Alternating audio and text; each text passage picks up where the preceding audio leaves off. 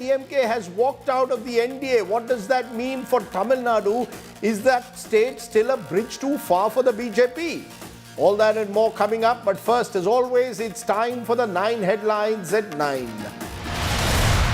Amidst the escalating India-Canada diplomatic war, security at the Indian High Commission in Canada and across its various consulates in the country beefed up after Khalistani extremists plan a massive demonstration against the killing of Khalistani separatist Hardeep Singh Nijjar. India, meanwhile, tightens the noose around Khalistani terrorists and their supporters in India. The properties of designated terrorist Hardeep Nijjar's lawyer Gurpatwan Pannoon seized by the NIA.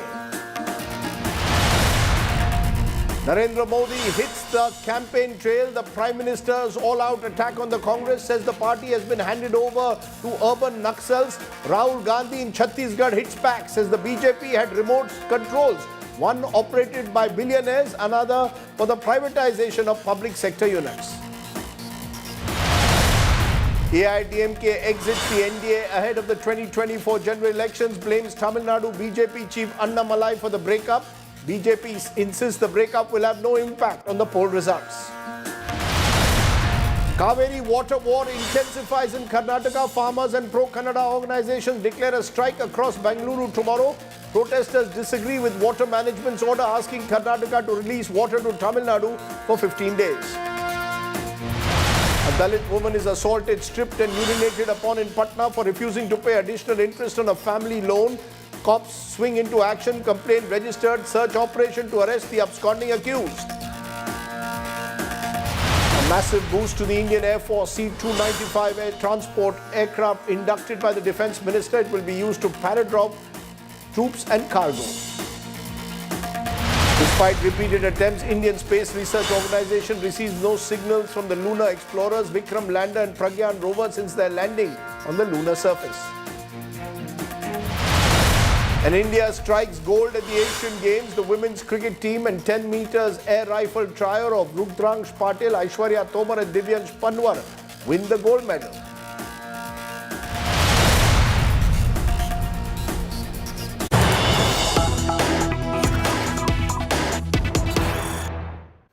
But the story that's breaking right at the top of news amidst India-Canada's diplomatic war. Now, Khalistani groups today are protesting outside the Indian High Commission, and an alert has been sounded in Canada across all Indian security establishments or Indian government establishments. Security tightened at the Indian High Commission in Ottawa as well as embassies across that country. So, the Indian taking no chances as Khalistani extremists are hitting the street. Anisha Mathur, our correspondent, joins me live from Toronto at the moment.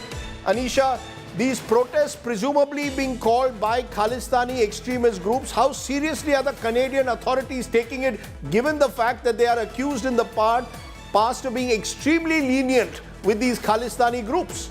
Is there a large presence on the ground?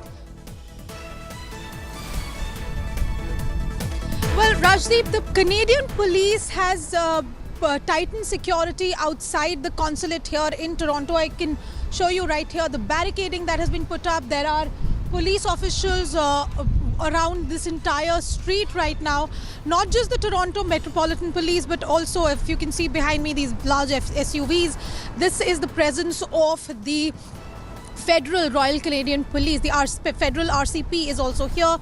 Barricading, of course, police presence. They are scattered across the street right now. But what we are seeing really is that arrangements like this, ensuring police presence, is something that reporters here are telling me that the Canadian government always does. Whether whichever protest it may be, they will allow the protesters to protest as long as nothing goes wrong, that there is no violence, there is no call for violence. And that is why I'm just going to turn around and show you around here the police presence that is here. in the area. There are officials, media persons, of course, also have started to gather. But mostly what we are seeing is that the protesters are expected to reach here in another half an hour to 1 hour. This, of course, being the building where the consulate office is. Both entrances have been have police presence here. People's IDs are being checked here very regularly. But Canada seems to be taking the issue quite seriously, but whether or not they will take action against the Khalistani extremists is something that India has been constantly asking. Rajdeep. Okay, Anisha Mathur joining us there at the high security now, which is slowly being put outside the embassy and consulates across Canada. Now, all of this, of course, happening at a time when that escalating diplomatic war is taking place, a war of words after the killing of Khalistani separatist Hardeep Singh Nijjar. These separatists are threatening the Indian diplomatic missions, but amidst the growing tensions, the fact is that Canada finds itself in a prickly spot. How are relations between the two countries playing out on the ground in Canada? Anisha Mathur reports from Ottawa, the Canadian capital.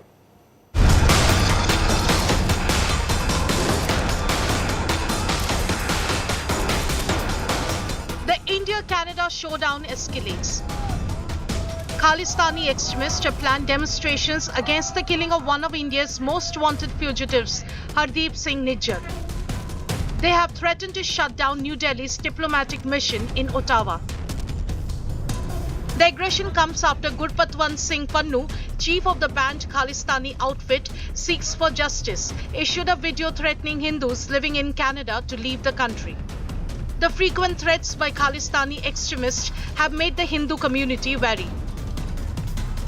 In Toronto, India today found that Hindu shrines are taking many precautionary measures in view of the warnings.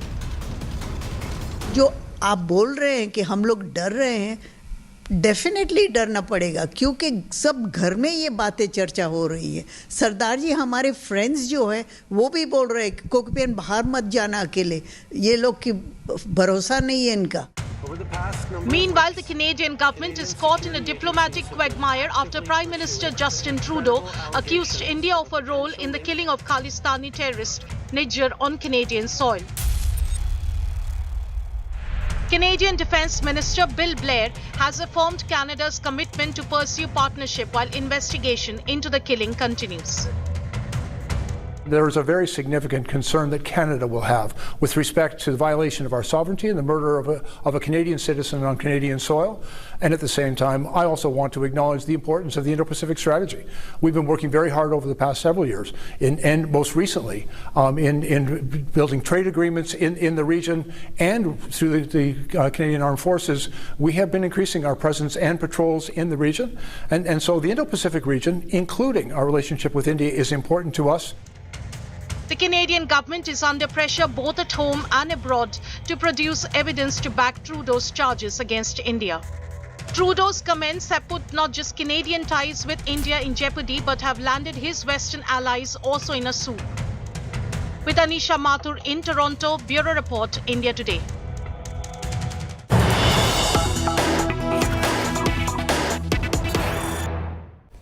And joining me now is a very special guest from Vancouver, Canada, joined by Ujjal Dosanjh. He is a former minister in the Liberal Party government, has been Premier of British Columbia, and is someone who knows Justin Trudeau rather well. Appreciate your joining us, Mr. Dosanjh. Given all that has happened in the last week with India-Canada relations, it started with Justin Trudeau claiming there was a potential link of the Indian government to the killing of Mr. Nijjar there in Canada. What's your sense? Is Justin Trudeau doing this, as many believe, for his domestic constituency, or is he convinced about this Indian government link? Where is he coming from? Well, there may be an element of domestic politics in how he's handled this. But it's quite well known that Globe and Mail, the major newspaper in Canada, was about to reveal it on the front pages of its newspaper. And they approached the government and told the government. And I think Mr. Trudeau then scrambled and made the remarks in the House that he did. I think there's a widely held perception in Canada, which takes into account both issues. It's believed that he needed something for domestic consumption because his polling numbers are low, but it's also believed that he needed to get ahead of the story because the newspapers were going to make it public. So just a minute. You're telling us something big. You're saying that you believe the story was about to be broken in Canadian newspapers. This reached Trudeau, and that's what prompted him to go public with it. Am I correct? Oh, that's part of the story here, part of the facts here on the ground in Canada. Yes. There is also the belief, though, that he is supported by the likes of Jagmeet Singh Dhaliwal, the MP from Burnaby South, who belongs to the New Democratic Party of Canada. They support his Liberal government. Were there coalition pressures that have led Trudeau to be seen as soft on those who openly advocate a separate nation of Khalistan? Mr. Trudeau, even before Mr. Jagmeet Singh came on the scene, Mr. Trudeau was surrounded right from his leadership days by Khalistani sympathizers and supporters. And that's a widely held perception that he has a soft corner for them. And now, in fact, it's not coalition, but there is what's called a demand and confidence and supply agreement. And that is that, that given a vote in the House, the NDP would, led by Jagmeet Dhaliwal, would support the government unless they pull out of that agreement. And that, in fact, raises the other issue. If you are officially dependent on the likes of Jagmeet Singh and his party's support, and Jagmeet Singh himself, it's quite a well-known impression right across the country that he himself, I have seen his videos on the net in the past where he spoke on 6 sovereignty conferences. And he's spoken at other events. And it took him a long time to condemn Talvinder Parmar, the Air India bomber. So I think, and he has never he's never declared his commitment as a national leader of Canada to the unity and integrity of India, a friendly country. And the other problem I think we have in this country is that, it's appropriate for people to say, yeah, everybody has the right to free expression. We draw a line on violence. But nobody in Canadian politics of any stature has ever publicly said, yes, well and good, you have the right to speak your mind, you Khalistanis, but we don't support the idea of dismembering a friendly democracy, no matter how faulty it might be, faultier than ours perhaps, but still a friendly democracy. And that is where I fault the Canadian politicians. Is that just Mr. Trudeau or across the board? Are Canadian politicians across the board not doing enough to take on those who advocate violence and separatism? Oh, I think conservative politicians are slightly better on that score than the other politicians. But Liberal and NDP politicians, by and large, have never cautioned the Khalistanis. Look, control your activities. We don't believe in dismembering a friendly country. If they said that, if they had said that 10 years ago, 15 years ago, I would believe that Canada would not be home to a burgeoning Khalistani movement where none exists in Punjab, where I was in May of this year. There wasn't a saffron turban to be found in my big village. Mm-hmm. So in a way, you seem to be suggesting to me that there's been a high degree of tolerance, even co-option of these elements. Have they now begun to dictate the agenda to Trudeau, or do you believe that Trudeau comes from a point where he actually may have received, as some suggest, intelligence inputs from the Americans and others suggesting a role in Nijjar's killing?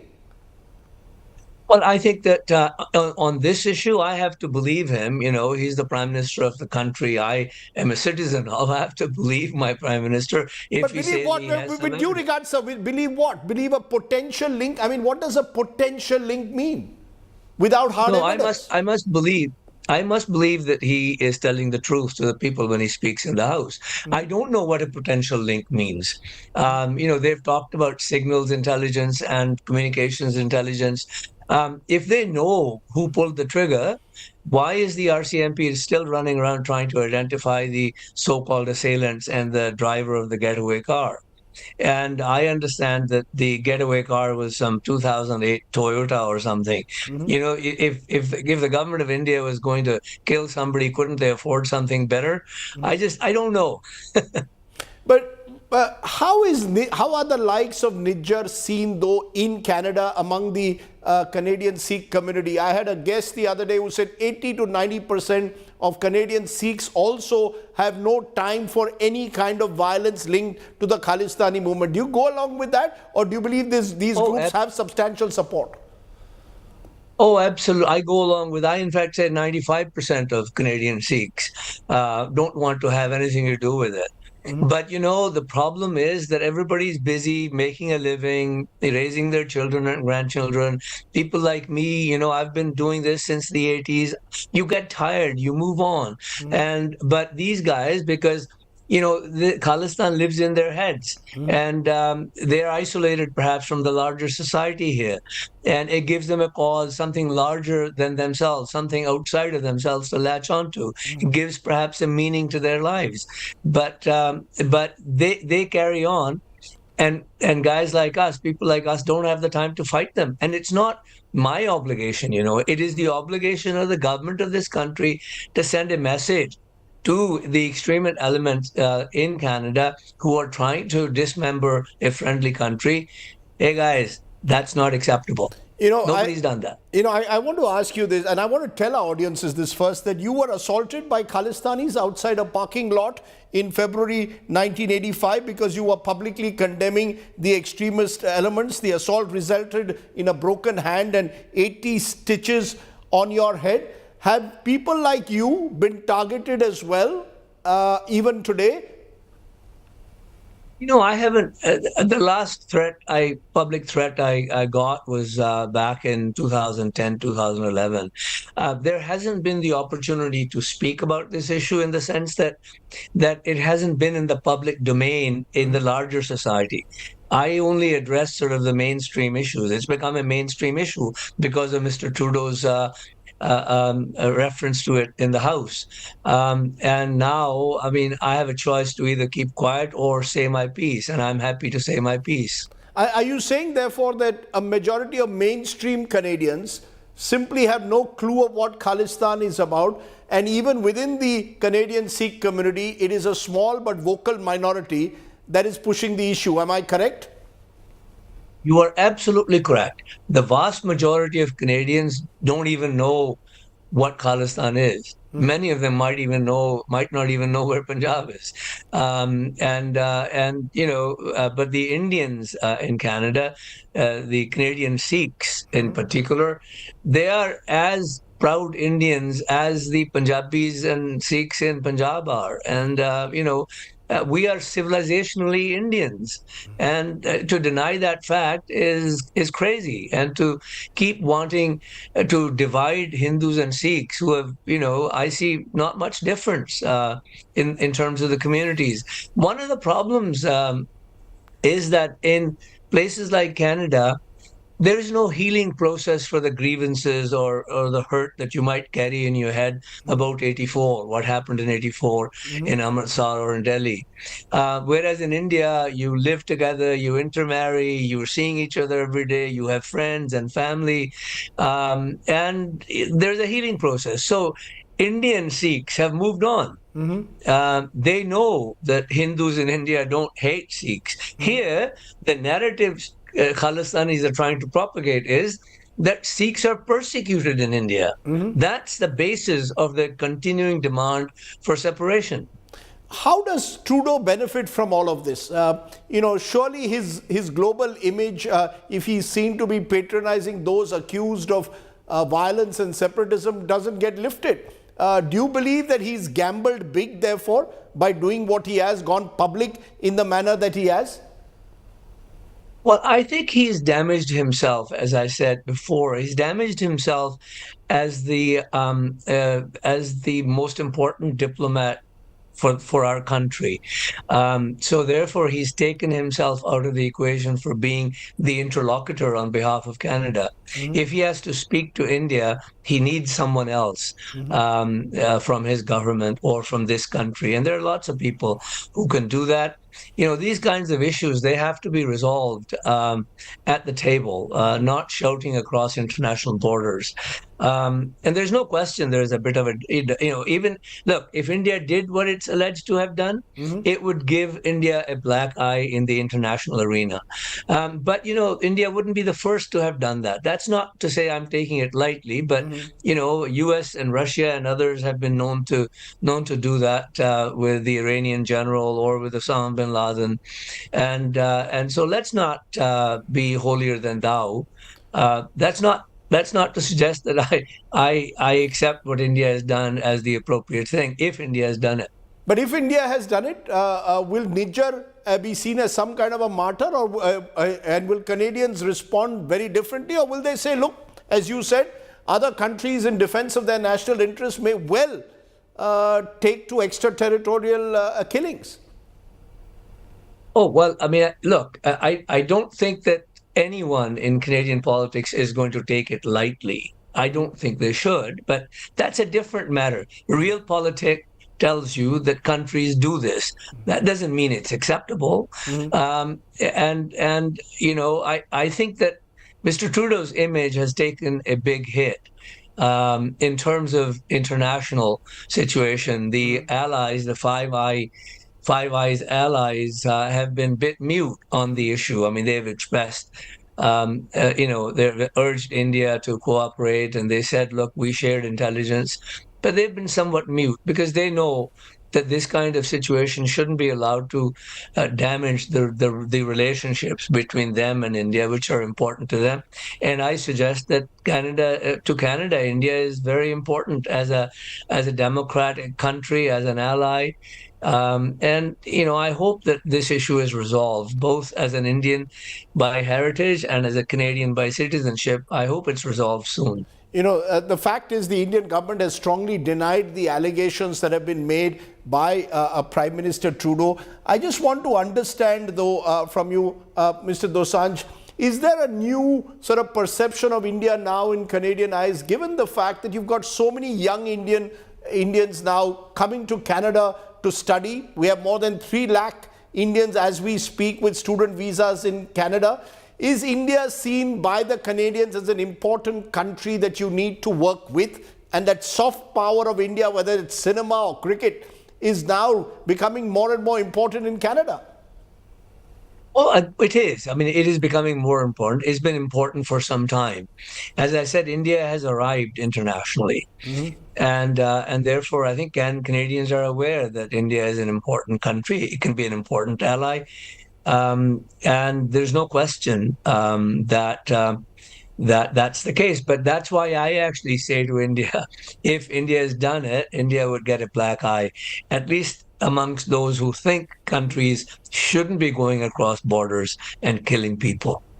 I want to ask you, though, in conclusion, there are lots of Indians, though, who still are angered by the fact that the Air India Kanishka bombing of 1985, those involved were not prosecuted. The Canadians botched up the investigation and people got away, and that gave many Khalistanis of today's generation possibly the impunity to believe they could get away with what they do in terms of publicly stating their stand on Canada's streets and advocating separatism and violence. Do you believe that is something, since you were there around at the time, that will will you appreciate India's concerns that Canada has not done enough either to prosecute or extradite or deport those allegedly involved? I think Canada, bungled the Air India issue. It came late to the table on that issue.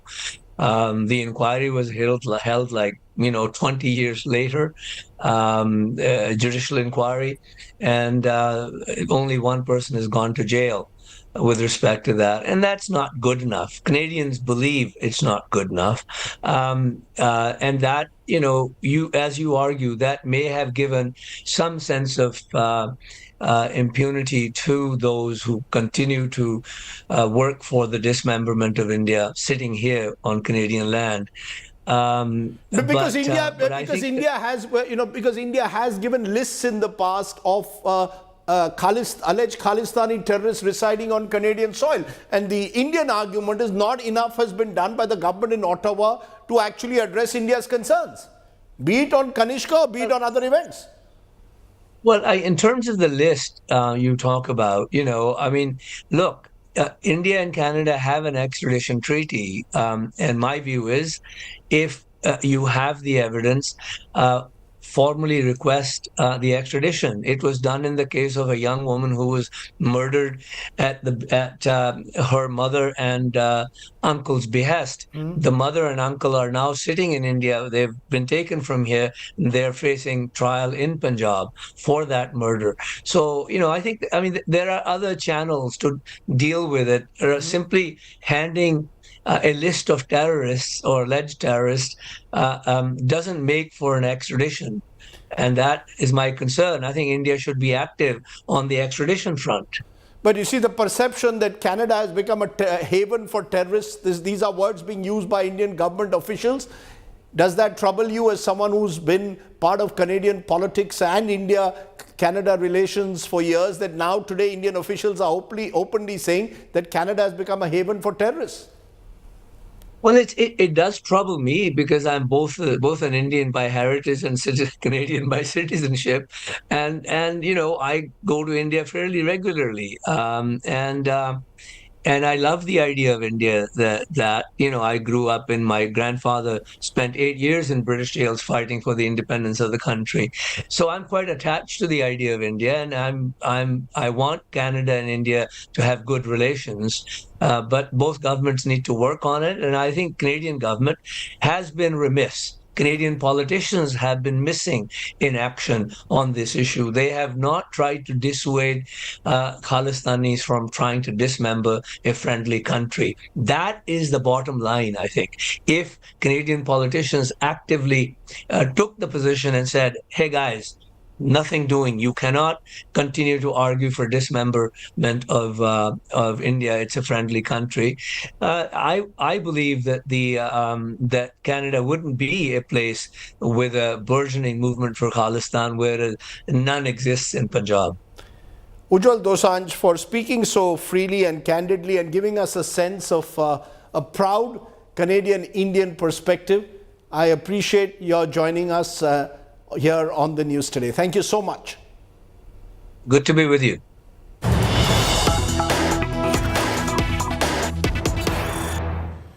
Okay, to election news now. The story that's breaking: the Bharatiya Janata Party has released its second list of candidates for the crucial Madhya Pradesh Assembly elections that take place later this year.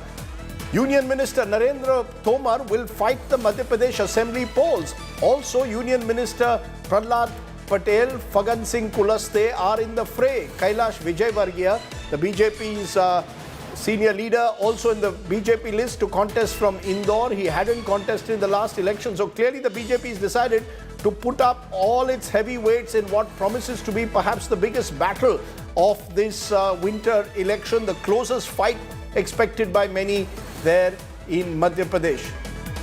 So you've got a situation where all the BJP's senior ministers at the center are now being told to contest the state elections to try and, in a way, build up momentum for the party. Remember, opinion polls have suggested a very tough fight there between the BJP and the Congress. Kamal Nath versus Shivraj Singh Chauhan. But now Mr. Chauhan will have to look over his shoulder and perhaps see other potential Chief Minister candidates if the BJP wins. The likes of Narendra Tomar and Kailash Vijayvargiya have never hidden their ambition to become Chief Minister of the state one day. Joining me now, Hemendra Sharma joins me from Bhopal. Hemendra, what explains this decision? Narendra Tomar, Kailash Vijayvargiya, Prahlad Patel, all of them will be seen as potential challengers if the BJP wins to Shivraj Singh Chauhan. Is the BJP sending out the message that we are not just about Shivraj Singh Chauhan, we have many other leaders also? Well, it appears so, because Prime Minister Narendra Modi was in Bhopal today. He was addressing the Karyakarta Mahakumbh. The BJP claimed that 10 lakh workers from across the state had come to participate in that Kumbh, but not even once did Prime Minister Modi refer the name of Chief Minister Shivraj Singh Chauhan. Narendra Singh Tomar was the only leader who was available on the stage, on the dais, who gave a bouquet to Prime Minister Modi. Other than that, there were women from panchayat leaders to member of parliament who welcomed the Prime Minister and thanked him for the women reservation bill. But other than that, he never took the name of the Chief Minister of Madhya Pradesh, and now it appears that the BJP has put its best foot forward. They have fielded 7 members of parliament, 3 union ministers, and stalwarts like Kailash Vijayvargiya, and they'll be contesting elections. So it has become a very interesting contest in the days ahead.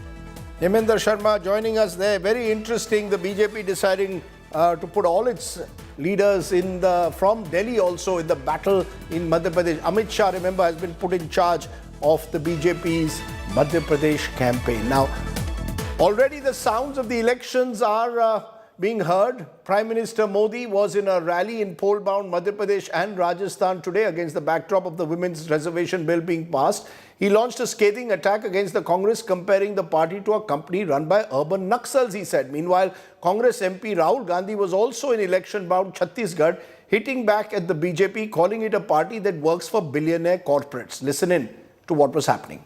पहले बर्बाद हुई, अब bankrupt हुई, और अब कांग्रेस ने अपना ठेका दूसरों को दे दिया है। कांग्रेस को अब कांग्रेस के नेता नहीं चला रहे, अब कांग्रेस एक ऐसी कंपनी बन गई है, नारों से लेकर नीतियों तक हर चीज आउटसोर्स कर रही है। और ये ठेका किसके पास है जानते हैं? कांग्रेस का ठेका अब कुछ अर्बन नक्सलियों के पास है। कांग्रेस में अब अर्बन नक्सलियों की ही चल रही है। ये ग्राउंड पर कांग्रेस का हर कार्यकर्ता महसूस कर रहा है। इसलिए कांग्रेस जमीन पर भी लगातार खोखली हो रही है। जैसे ही रिमोट कंट्रोल दबता है, एक तरफ अदानी जी को बंबई का एयरपोर्ट मिल जाता है, फिर से दबाते हैं, अदानी जी को रेलवेज का कॉन्ट्रैक्ट मिल जाता है, फिर दबाते हैं, इंफ्रास्ट्रक्चर मिल जाता है। तो 2 रिमोट कंट्रोल चल रहे हैं।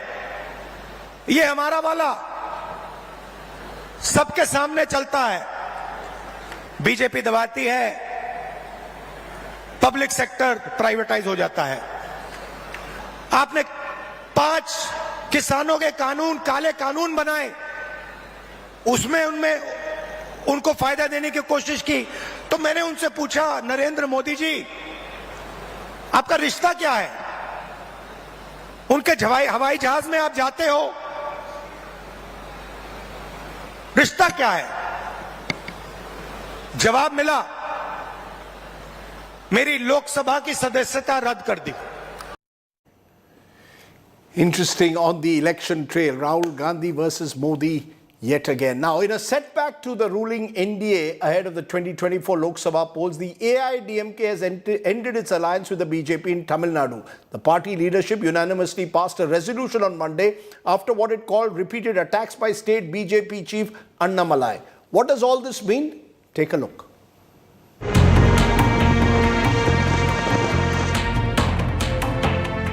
The BJP's southern mission has suffered a big jolt. The AIADMK has walked out of the National Democratic Alliance. The decision to part ways with the BJP was taken at a meeting chaired by former CM E. Palanisamy. The announcement was greeted with fireworks by the party cadre. 2024 நடைபெற இருக்கின்ற நாடாளுமன்ற தேர்தலில் அனைத்திந்திய அண்ணா திராவிட முன்னேற்ற கழகத்தின் தலைமையில் போற்றுதலுக்குரிய எங்களுடைய கழகத்தின் பொதுச் செயலாளருடைய தலைமையில் மற்ற கூட்டணியோடு இணைந்து தேர்தலை சந்திக்கும் என்பதை நாங்கள் தெரிவித்துள்ளோம். The AIADMK has been at loggerheads with the state BJP chief Annamalai, who had made comments against former CM J. Jayalalitha in the past. The latest flashpoint was his comment critical of Dravidian icon CN Annadurai. The AIADMK is incidentally named after Annadurai. Muthuramalinga தேவரையா சனாதன தர்மத்திற்காக என்ன பேசுறாருன்னு சொல்றது என்னுடைய கடமை. அத மதுரை மீனாட்சி அம்மன் கோயில மறைச்சு பேச முடியாது, திருச்சி பேச முடியாது. அண்ணாதுரை அவர்களை எங்கேயும் நான் தவறா சொல்லல, எங்க தவறா சொன்னேன்? சரித்திரத்தில் இந்த சம்பவத்தை நான் எடுத்து காட்டியிருக்கிறேன். அதே போல யாரும் எங்களுடைய அடிமையும் கிடையாது. நான் சொல்லுகின்ற கருத்தை யாரும் ஏற்றுக்கொள்ள வேண்டிய அவசியம் இல்லை. தனி கட்சி, தனி கொள்கை. If the AIADMK sticks to its decision, the BJP will have to form an alliance of its own in Tamil Nadu, a state where the party doesn't have much of a presence. Bureau Report, India Today. So what does all this mean for Tamil Nadu politics? Remember, it's a state with 39 Lok Sabha seats. Joining me now, Kovai Satyan, AIADMK spokesperson, Sumant Raman, political analyst. The BJP doesn't at this stage want to officially respond to all that's been happening on the ground. But let me come to you, Mr. Satyan, at the very outset. What does this really all mean? At the end of the day, you won just one seat last time in Lok Sabha 2019. Will this alliance, breaking up of this alliance, make any difference? What is the main reason why you've chosen to do it 6 months before the general elections? Yeah, good evening, Rajdeep. Good to be in your show after a long time. But you know it pretty well. Tamil Nadu is a swing vote policy state. 2014, we swept the entire MP seats. Then 2019, it is our rival DMK. And AIADMK is all set to rewrite history under our leader, EPS, 2024. So the stage is set. But however, being in an ally, there is something called a sanctity, alliance dharma. And there is a Lakshman Rekha. And our ally can't take us for granted on multiple occasions and try to test us. No. So what happened? So what suddenly happened for you to wake up one day? Only a month ago, I saw Mr. Palaniswamy here in Delhi with Prime Minister Modi at the NDA ally meeting. Suddenly, what has changed? It is not sudden, Rajdeep. It is simmering for a quite long period of time. Calling out our founders, calling out our leaders, and passing remarks which are not palatable to the party headquarters as well as to the cadres. We indeed passed a resolution against the state leader, Mr. Annamalai, 2 months ago and sent it to the High Command of BJP. So it is not a knee-jerk reaction or a one-day affair. This has been simmering for a quite long period of time, and finally the D-Day has come. Okay. BJP needs AIADMK in Tamil Nadu. It's not vice versa. Okay, let me take that here. You make an interesting point. Suman C. Raman, according to the AIADMK, BJP needs them more than they need the BJP. At the same time, there is this rising profile of Annamalai as he goes on a yatra. Is this about individuals, therefore the rise of Annamalai? Or is it simply that the AIADMK has realized that being with the BJP at this moment in a state like Tamil Nadu could be subject to diminishing returns? Rajdeep, a few months ago, there was talk that at one of their internal meetings, Mr. Annamalai said he will resign if the alliance with the ADMK continued. Now, ever since that, he has gone almost single-handedly on a mission to wreck the alliance with speeches which no alliance partner, no self-respecting party will tolerate. Look, the AIADMK has been possibly one of the most docile and loyal allies of the BJP, for years now. And to the extent that they were ridiculed in the state, they were lampooned, they were called a slave party of BJP. People used to just say, Adimai. Adimai is basically equivalent to a slave in Tamil. So that was the extent to which the AIADMK bowed before the BJP. But Mr. Annamalai seems to have decided for some reason that they had to be pushed out of the alliance. And first was the remark about Jayalalitha's corruption and so on. And then was the remark about Mr. Annadurai running away from Madurai and so on, which by the way is factually backed up by any kind of evidence. And subsequently, the AIADMK initially ignored. They thought the BJP High Command was, overlooking some of these things. But when it became clear that the BJP High Command was sort of, playing a double game, as it were, and letting Mr. Annamalai take them on, I think at that point it became clear that they had to call it quits. No, but could it be strategic? Yeah. Could it be, Sumant, a deliberate strategy for the BJP to either lead a new third front in Tamil Nadu by targeting both the Dravidian parties? They have nothing to lose. They didn't win a seat there last time. So the opportunity to project Annamalai as a leader of a third front taking on both the Dravidian parties, is that part of the strategy? Rajdeep, Annamalai started off extremely well. And about a year ago, it did look at one stage that the BJP would emerge as a major force in Tamil Nadu. The last 6 to 8 months, much of the sheen has gone off. He's gone, he's seen as something of a loose cannon. You don't know what he will say next and who he will go after. Hardly any evidence has been put up to back any of his claims. He makes corruption charges. He at one point said he was going to release a list of corruption charges against ADMK leaders when he was still in the alliance. So I think that you'll get the picture. No, but who needs it? But who needs who more? Does Annamalai? Both parties need each other. This is a setback to both parties. But from the AIADMK's long-term survival strategy, this is possibly the right decision that Mr. Edappadi Palaniswamy has taken. Obviously, now he will have to back it up by going to the people and vigorously opposing the DMK, because there is a very sizable anti-DMK vote, which used to be traditionally the AIADMK's vote bank in Tamil Nadu. The BJP is trying to take a portion of that, and that means in the 2024 Lok Sabha elections, it will be advantage DMK Congress combined at the moment. Very interesting. A final word there for Mr. Satyan. Is this therefore the AIADMK with its back to the wall? Ever since J. Jayalalitha passed away, you've struggled. You've struggled with internal battles, the Paneer Selvam camp versus the Palaniswamy's camp. Now, there's a sense you're without the BJP. Are you going to form another front with smaller parties? Where does the AIADMK go from here? Or will you join hands with the BJP again after the elections, as many suspect? Yeah, all troubles, what you narrated, all done and dusted, Rajdeep. EPS is now scripting the third episode of AIADMK. When the party started, it was 16 lakh members. And Porchi Thalavi Amma made it to 1.5 crore. Under EPS third phase, the party has now surpassed 2 crores of cadres, which is 20% of Tamil Nadu population and 33% of the voters, eligible voters in TN. So let us not negate the fact that all is well in the AIADMK camp under the single leadership of EPS. Now the battle is all set. We have to go and fight out the battle, and the booth level committees are formed. It's all set. So the game is on by now, and the few parties who are with DMK have started to show interest, and there are signals from the DMK camp as well to join under the leadership of EPS. So day is big in politics, and the coming days are going to be really big for Tamil Nadu political circles and for AIADMK. We'll wait and see how this all plays out. As I said, Tamil Nadu remains a key state because of the sheer number of seats for the Lok Sabha.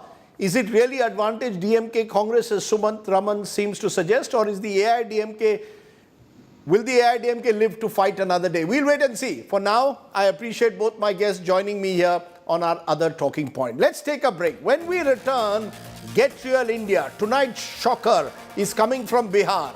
A Dalit woman assaulted, stripped and urinated upon in Patna for refusing to pay an additional interest on a loan of her family.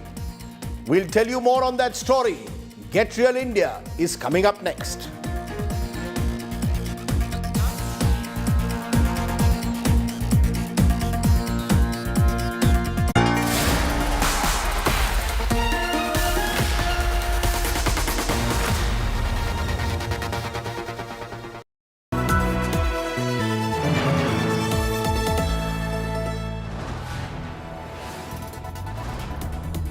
You are watching India Today, powered by Finest, Be Sustainable Change, a BNP Group company.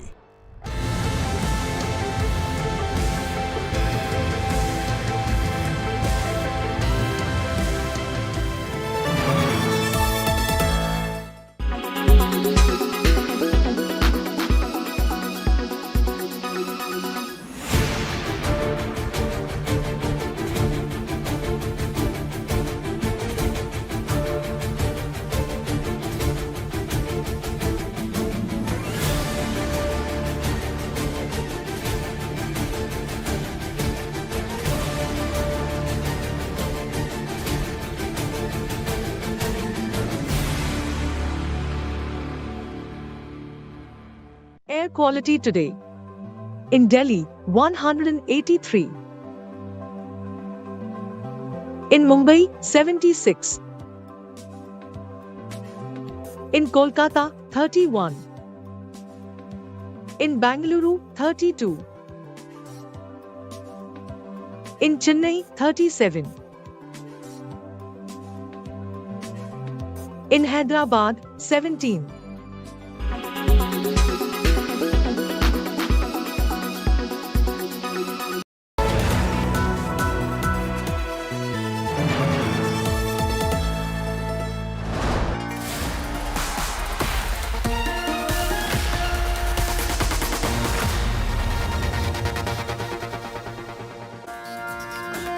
Welcome back. Let's turn to tonight's Get Real India story, which is a shocker from Bihar. Money lenders allegedly assaulted, stripped a Dalit woman